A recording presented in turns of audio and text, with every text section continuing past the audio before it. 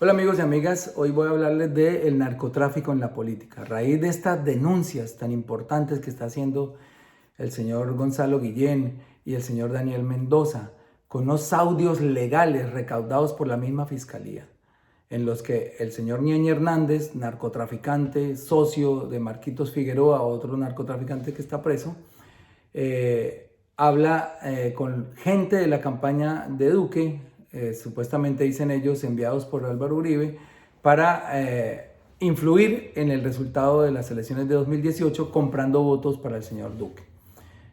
Entonces, pues esto no es nuevo, esto empezó en los años 70, el primer acto, digamos, relacionado de la política con el narcotráfico es el que hace el señor expresidente Alfonso López Miquelsen por allá en los años 70. Él fue presidente entre el 74 y el 78 y abrió en el Banco de la República una ventanilla exclusiva que le llamaron ventanilla siniestra para que los narcotraficantes o cualquier colombiano pudiera llegar ahí y cambiar los dólares que quisiera, no importaba el monto, para legalizarlos, no le preguntaban la procedencia. En ese momento por eso le llamaban la ventanilla siniestra y ahí eso hizo crecer al narcotráfico. Después vino el gobierno de Turbay del 78 al 82. Ahí se divide el Partido Liberal, porque con todos estos actos de corrupción del Partido Liberal, un liberal que se llamaba Luis Carlos Galán se abre el partido, monta tolda aparte, le llama el nuevo liberalismo, y a la elección del 82 se presentan Luis Carlos Galán como una disidencia del Partido Liberal, el señor Alfonso López se vuelve a presentar por el Partido Liberal y el señor Belisario Betancur del Partido Conservador.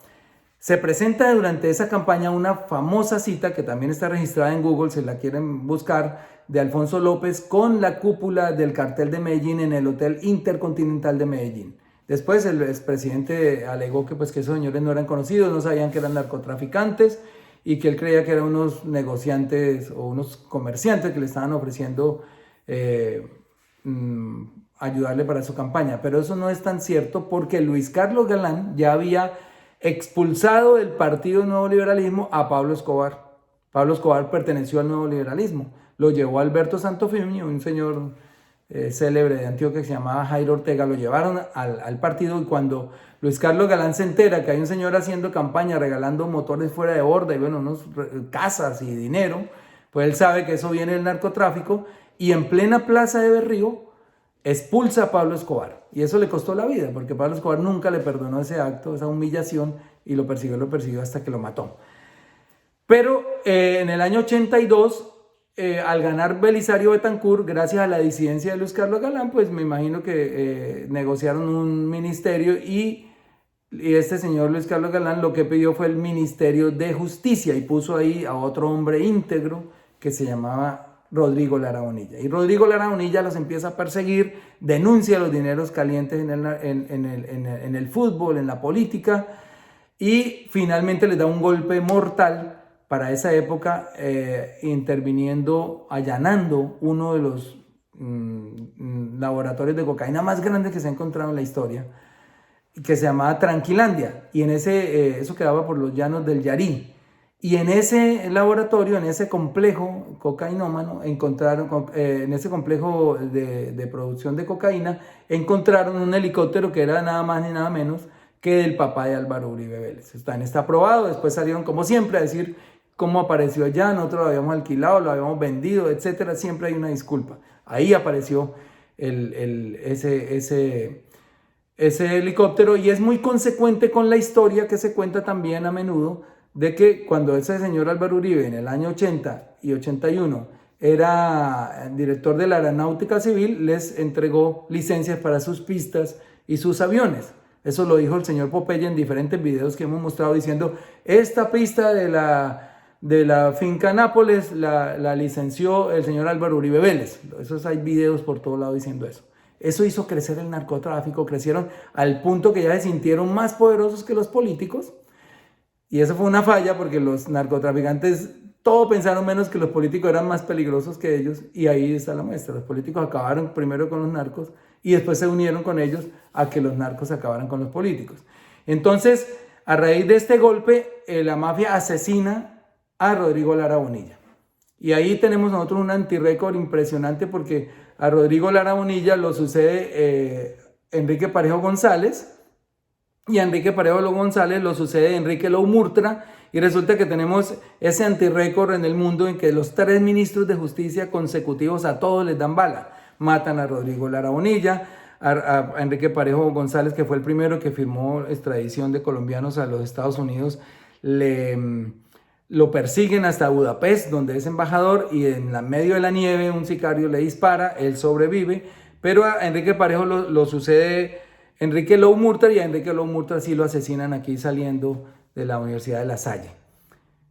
El narcotráfico ya se había tomado el Estado. En el 89 pues asesinan a Luis Carlos Galán.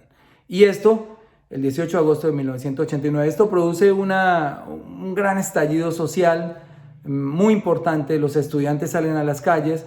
En ese momento estaba la campaña presidencial y los candidatos estaba de candidato Luis Carlos Galán, y al ser asesinado pues el hijo Juan Manuel Galán le entrega las banderas de su padre a el señor César Gaviria, que ni siquiera había pertenecido nunca al nuevo liberalismo, incluso había sido ministro de Virgilio Barco.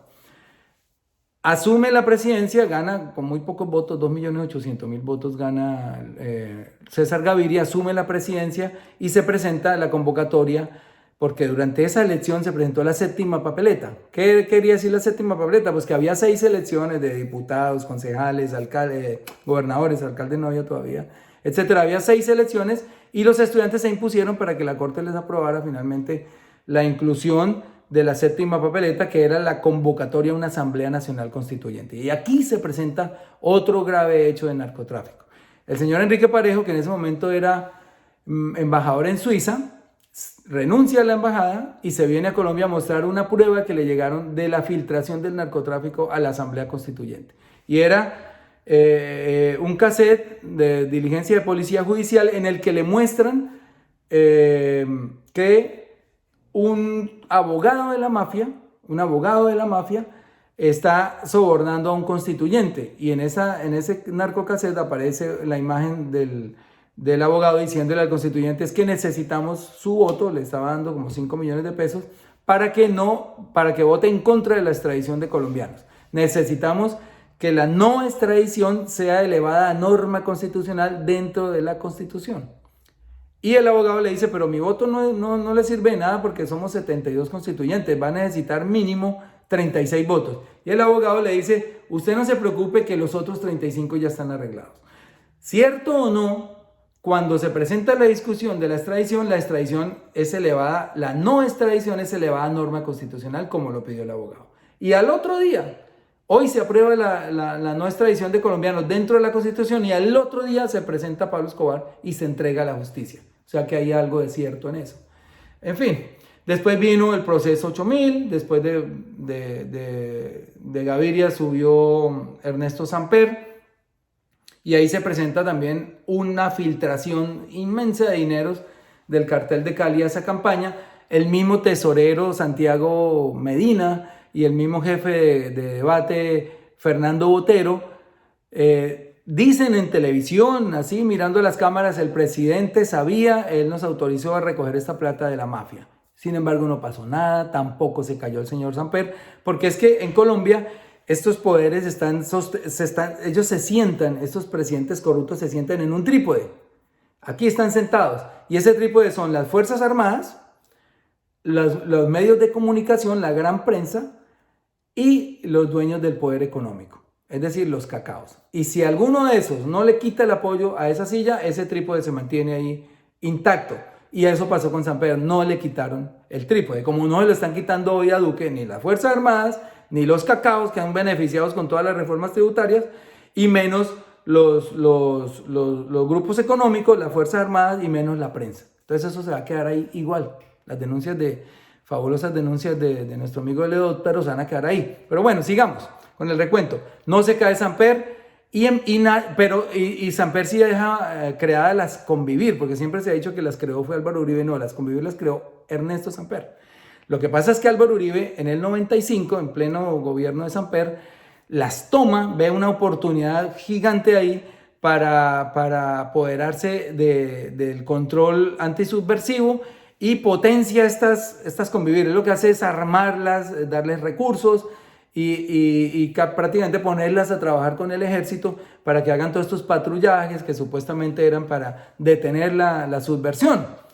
Pero si ustedes miran, casi no hay registrados, y creo que muy pocos o casi ninguno, enfrentamiento entre los paramilitares que nacieron supuestamente para detener a las guerrillas y los guerrilleros. Esos enfrentamientos nunca se daban. Lo que nos muestra que ese paramilitarismo era simplemente un cartel de drogas. Había sí, como Carlos Castaño, por ejemplo, unos antisubversivos pura sangre. Yo lo registré eso en una serie que hice, Los Tres Caínes, que eran pura sangre, que odiaban a los guerrilleros, querían acabarlos, y eso, digamos que era válido dentro de ese marco de ese conflicto. Pero otros, como los otros dos hermanos, Fidel y Vicente, sí no eran paramilitares pura sangre, sino simplemente narcotraficantes. La muestra es que cuando se da la negociación de Ralito, Vicente lleva a los mellizos, lleva una cantidad de narcotraficantes, Cucubano y todos estos, y los hace camuflar como paramilitares, incluso les vende ejércitos para que digan yo tengo 1000 hombres, tengo tal, y por eso todos esos narcotraficantes entran a la negociación de Ralito y solo les dan 8 años de pena. En fin, después se presenta la elección, el gobierno de Pastrana, donde se da todo este delirio de las masacres, fue el gobierno de los desplazamientos, de las masacres, el empoderamiento total de las AUC, que sirve de plataforma a la campaña de Álvaro Uribe en 2002. Ahí está aprobado. El domingo pasado Joir Ackerman, en una muy buena columna, muestra pruebas de cómo en los pueblos donde había influencia del paramilitarismo ganó holgadamente el señor Álvaro Uribe. Lo han dicho los paramilitares Mancuso, Don Berna, que aportaron dinero y votos a esa campaña. Entonces sale elegido el señor Álvaro Uribe y pasa algo curioso en esos años. Se calma el narcotráfico.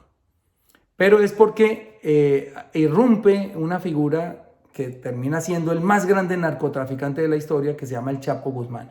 ¿Y dónde crece el Chapo Guzmán y por qué crece el Chapo Guzmán? Pues crece en Colombia. Él vive en México y pues hace todo el tránsito de la droga de México a Estados Unidos, pero quien se la lleva a México son los colombianos, y son un cartel que se llama el cartel de los Villa, de los Cifuentes Villa. Y ahí aparecen dos personajes que Álvaro Uribe ha negado, pero bueno, las evidencias son ya muy grandes, que son Dolly Cifuentes, integrante del clan Cifuentes Villa, que estuvo casada 15 años con el hermano de Álvaro Uribe, Alberto Uribe, que murió por allá, como en el año 2000, algo así.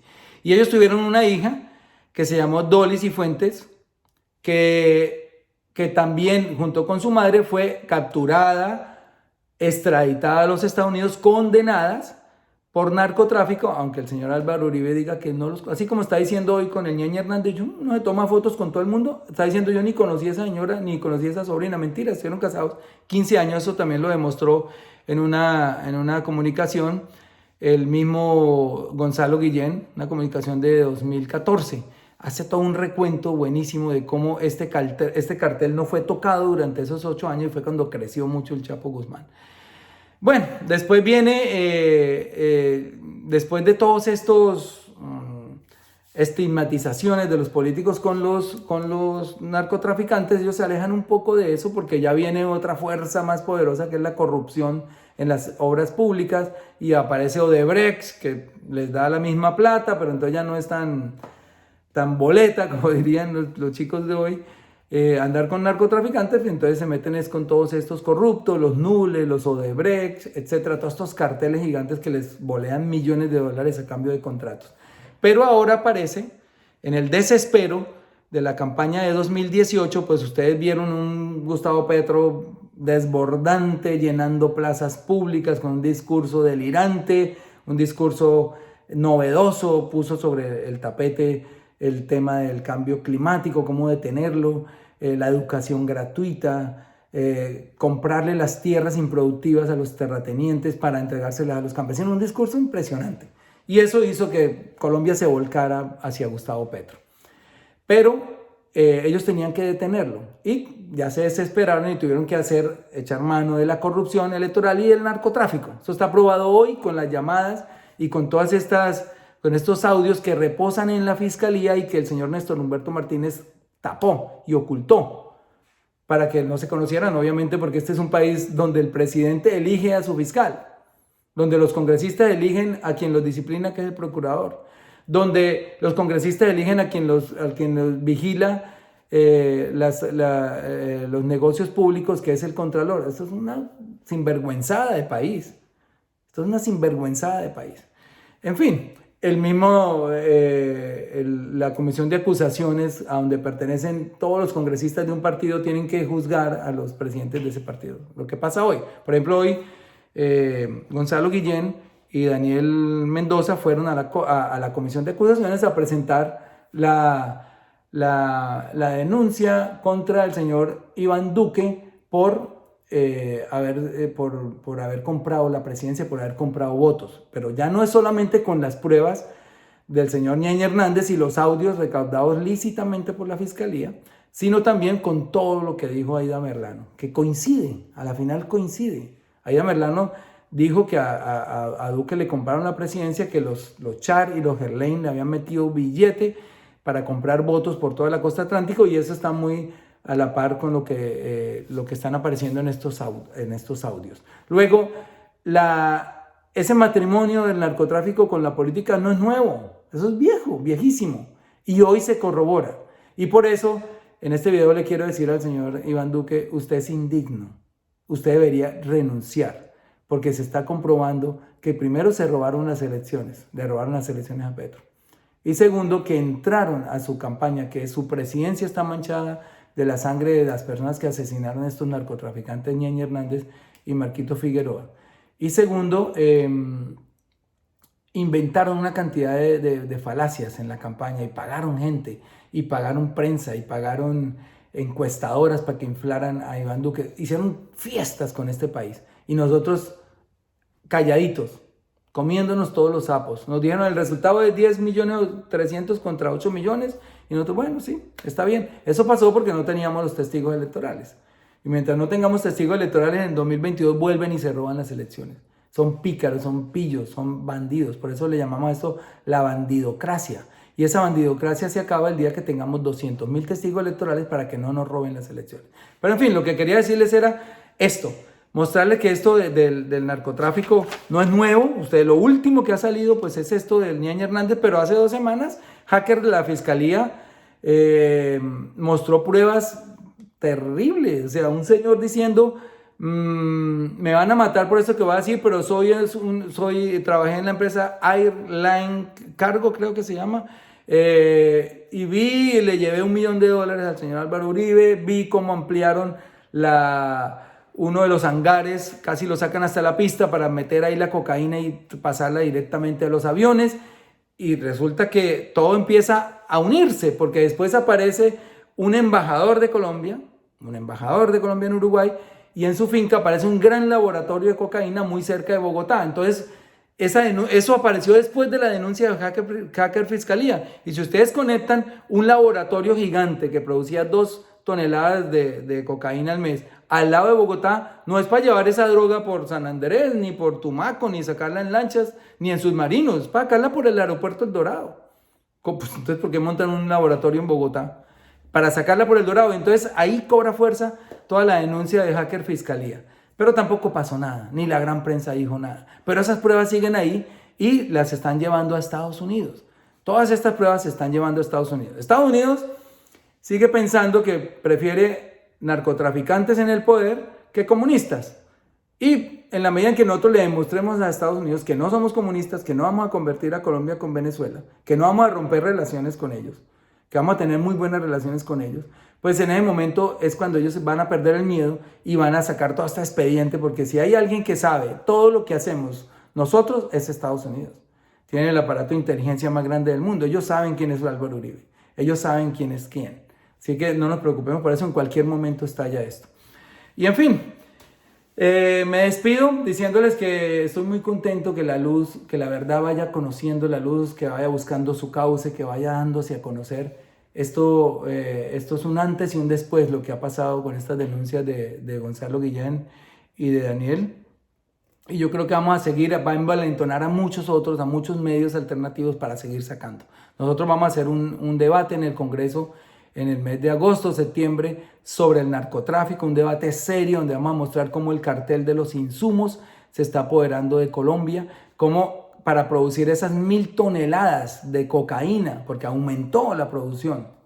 En este gobierno también aumentó la producción de cocaína. Cómo para producir esas miles de kilos de cocaína que exporta Colombia se necesitan casi, según las Naciones Unidas en una exposición que vimos, 8.000 carrotanques de insumos, clorhidrato de cocaína, acetona, éter, gasolina, etc. ¿Y cómo pasan estos 8.000 carrotanques por todo Colombia sin que los detecten las Fuerzas Armadas? Cómo en Cauca, por ejemplo, hay más bombas de gasolinas que carros. Cómo en los sitios donde hay más militares, donde más laboratorios de cocaína hay y nunca los detectan. De vez en cuando, pues, obviamente dan un positivo, porque me imagino que el mismo, si hay militares corruptos, le dirán al capo, venga, entrégueme una tonelada para yo mostrar un resultado, hermano. Entonces, es cuando dicen, incautamos una tonelada o 2.000 kilos, etc. Pero pasan 1.000 toneladas. Entonces pueden incautar y decir, no, es que este fue el año de más incautaciones, 100 toneladas. Pero pasaron 1.000. Y eso es lo que está haciendo muy rico a esos narcotraficantes y ha generado tanta violencia en Colombia. En fin, los dejo. Vamos a seguir luchando con la verdad en la mano, que eso es lo más importante. Entonces, muy entusiasmado para que en la próxima marcha salgamos a decirle al señor Duque, tenga dignidad y renuncie. Su cargo es indigno, está untado de narcotráfico y de muerte. Gracias.